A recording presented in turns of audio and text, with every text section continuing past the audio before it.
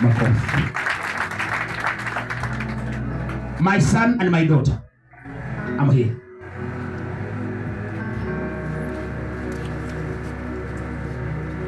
Niangalieni. Nani? Ulipokuja kwangu kaniambia nimepitia vita vingi kwa sababu ya mambo yenu. Kaita wachungaji mwambia, wacha ikae. But pastors encouraged me to do so.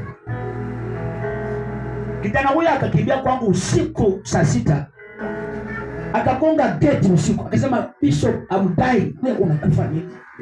Mimi nimekatazwa nisoe mke. Mwambie no way.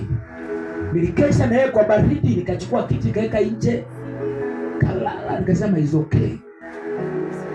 Mnisikie kanisa.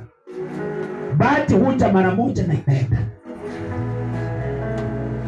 Sijui mimi nitakufa sukando toka sukando. Kiona cha mtu kiko kiombe. Usikiongelee mabaya. It's a time that we bless this family. Nganga sijawahi tia mtu mkono na akakosa kubarikiwa. Chochote Mungu alipatia neema ni kutia mkono, kitabarikiwa. Lydia, Nganga, enda mzae mapacha. Enda mzae double anointing katika nyumba yenu.